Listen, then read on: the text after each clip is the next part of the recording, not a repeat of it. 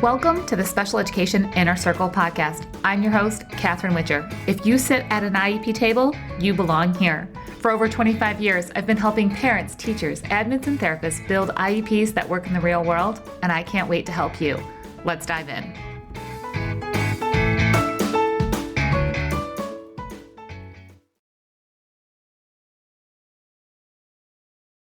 It's time to start thinking about therapy differently for both home and school.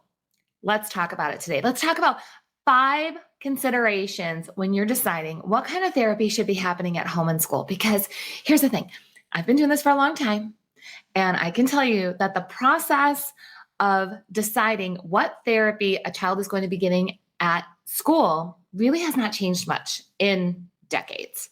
We really have done the same thing where we go through our IEP meeting, we get to the end, and we say, okay, how many minutes of speech or how many minutes of occupational therapy? How many minutes of physical therapy? And so we have goals, and then we have some minutes, and it's just kind of left there. We're not talking in depth about what is that therapy going to look like.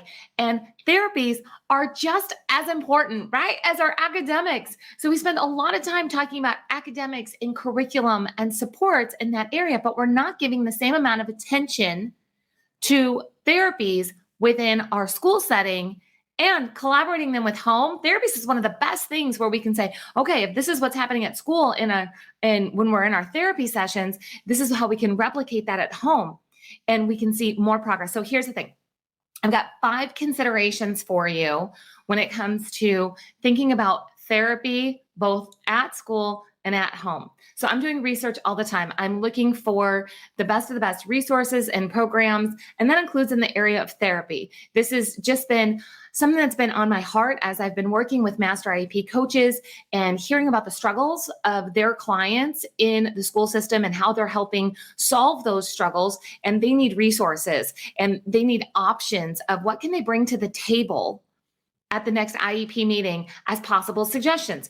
So it's important. Our consideration number 1 when we're talking about therapy and what are we going to do is to just acknowledge that there's no one right way to make progress. So we've been doing things the same a lot, or we've been doing kind of an eclectic approach when it comes to therapy at school and sometimes at home too. And in looking at what could we be doing that will kind of shake things up, and it might be different than anything that you've ever seen before. That's what I thought when I came across mendability. So mendability is a sensory enrichment therapy. I'm going to make sure that you have the links and all the things to go look at mendability and see if this might be something that you're going to bring to your IEP table. But when I look at what are some different ways that we could possibly see progress in a variety of different students who have a variety of different needs, what might be a good resource? Mendability came up in my search, and I've actually spoken with them, and I was like, yes, this meets the criteria, the things that I was looking for us to just really look at therapy as an equal part of the education, not just something that's on the side, not just something that is extra, but it becomes truly integrated into a child's day. So there's never one way to make progress, right? Because when we go to do things different, you might get some of those looks of like, that's not how we do things here, or we've never seen that before. And that's okay, because you're going to do things differently. Now, the next thing, this is consideration number 2. You have to remember that what has worked before may not work now. So if you're like, well, I don't know if I need to do something different. We just need to keep on doing more of what we are doing. We need more. We're not seeing progress, so we need more. But what if you need something different? What if you need something that is a completely different approach? I am going to encourage you to not just look at random things that are out there on the internet and the Facebook groups and all the places, and make sure that as you're doing your own research, that you are making recommendations or having conversations on programs that are also research-based. They have data to show that their approach works. Again, Mendability has all of this information and data and case studies, and I can see it has worked in schools. I can see that it works at home. I can see with actual numbers that this is something that is credible and it can be a key resource for IEP teams to consider. So I want to see, not just does this look cool and fancy, does it have all the buzzwords of everything that's happening in the world right now? We've got a lot of kind of fancy words that are floating around in our therapy world, and we need to make sure that although something might sound right, we need to make sure that there's information, there's data, there's proof that what is being said is working. So that's something I'm going to encourage you. If sensory enrichment therapy, if you're like, what? Like, that sounds interesting. My child or my students, they struggle with overwhelm. We have standard things like sensory breaks or sensory diet put into, my student or my child's school day. Maybe sensory enrichment therapy is something to consider. Again, I want you to go to Mendability and go check out not just how awesome their service is, but look at the research, the data, the numbers, the proof, and make sure that you feel solid when you're making recommendations of why and how this could help. But I also want you to take into consideration, this is number 3. Number 3 is false deadlines equal false failure. Meaning that a lot of times when we're trying something new, especially in the world of therapies, and therapies are typically getting switched up because something's not working, a child's in crisis, we're in a bit of a panic, everybody's in overwhelm, not just the student, all the adults are in overwhelm too. And then we say, okay, we're going to try this for 30 days and we're going to see how this works. Yikes, that's a lot of pressure. So that's like a false random deadline. Like, here's a false deadline, and then it doesn't work, and we're like, failure. No, that is false failure then too.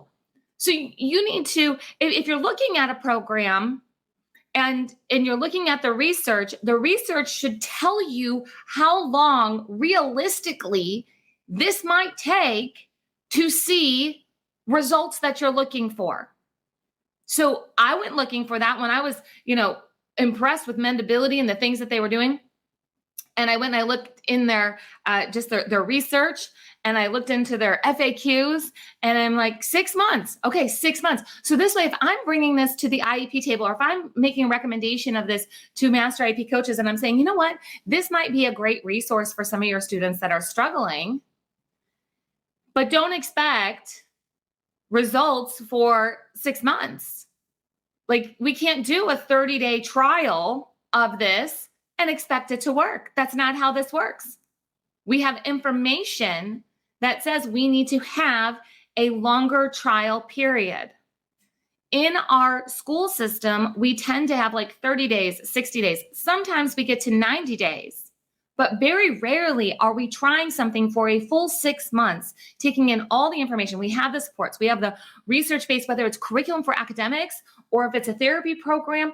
We don't have the patience a lot of times to wait 6 months, but we need to. We create these false deadlines that then leads to false failure. It's not failure. We just didn't work on it long enough. We didn't give it a chance to work. So that was our third consideration. Here's the fourth one. What's your desired end result? Meaning that a lot of times we just say a child needs more OT or we need more speech. But we're not talking about the desired end result of what are we looking for with this therapy. Because what everybody wants out of a therapy is going to be different. Every child needs something different out of speech therapy. They need something different out of their occupational therapy. They need something different, right? So what is your desired outcome? A lot of times we're looking at goals. We're like, we need to get from this milestone to this milestone. Did we get there? And we forget to look at the bigger picture of like, what are we really going for in this big picture as a desired end result? So for example, how does this sound? That Mendability is looking for results such as a family being comfortable, confident, and happy. And children that they would not feel as much overwhelm in the kind of like sensory, chaotic environments, and they sleep better and they feel calmer. I can tell you that there are parents right now, right? Parents, if you're listening to this, because we got parents and teachers listening to this together, but parents are like, yes, yes, please. Yes, please. Could my child please sleep better? could could my child feel calmer so then I could feel calmer? Could we function as a family? And that's really serious here. Could we function as a family unit? And a lot of times when we're dealing with this overwhelm and our systems are all dysregulated, it's not just the child, right? This is causing dysregulation for the entire family. So when we look at an IEP and we look at, the purpose of an IEP being to prepare a child for further education, employment, and independent living, family's in there. Family's going to be the one that's helping them be independent. Family is the one that's going to be the rock, the solid, the foundation. So we need to make sure that we are taking into consideration the family when we're designing plans that work both in school and at home, because it truly is changing the quality of life for an entire family. So if the desired end result includes things like family being calmer, functioning as a unit, everybody getting their sleep, it's not just about a child going to school and learning how to pay attention and sit at a desk. It's not. We need to look at this in a bigger picture. So I want you to consider, as you're sitting at the IEP table and you're making recommendations of, 30 minutes of speech therapy, it's like, truly, what is the desired end result?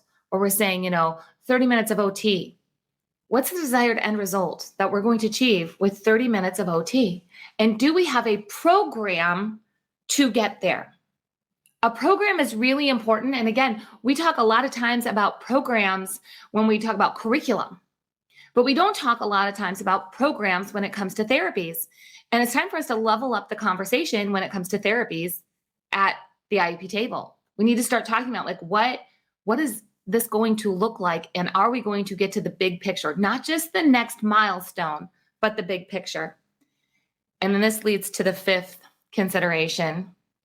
We need therapies to be flexible and collaborative, meaning we have to be able to customize this for the child and for the family and for the classroom and for peers and for siblings, right?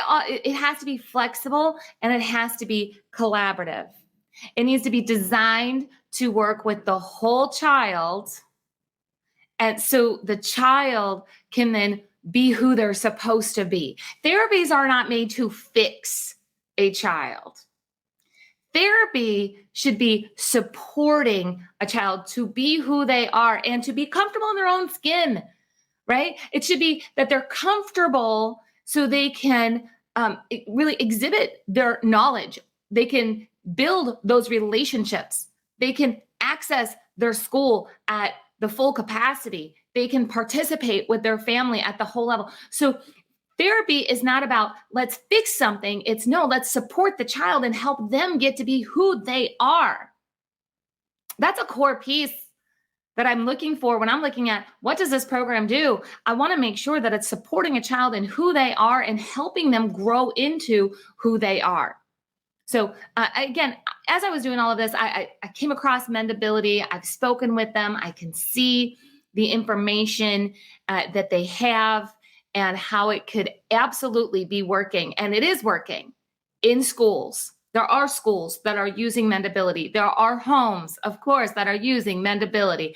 I want to encourage you to go look at Mendability as a place if your child has had just sensory overwhelm, if you see sensory breaks or sensory diet inside of the IEP, that would be a great starting point for you.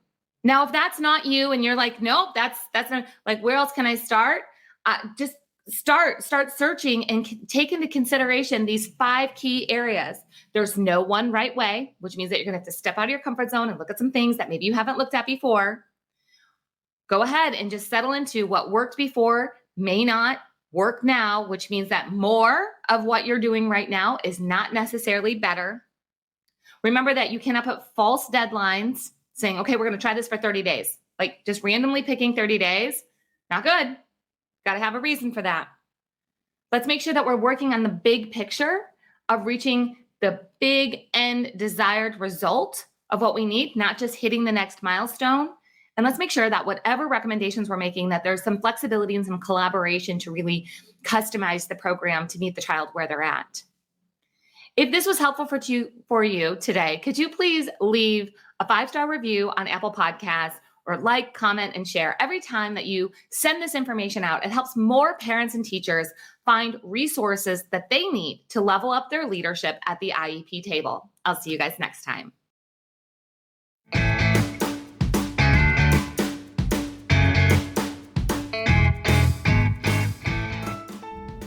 Wait, one quick thing before you go. If you enjoyed this episode of the Special Education Inner Circle podcast, could you please leave a review, share it with a friend, or maybe even take a screenshot and tag me on Instagram? Every time you leave a review or share, it helps more parents and teachers find resources they need to help them at their IEP table.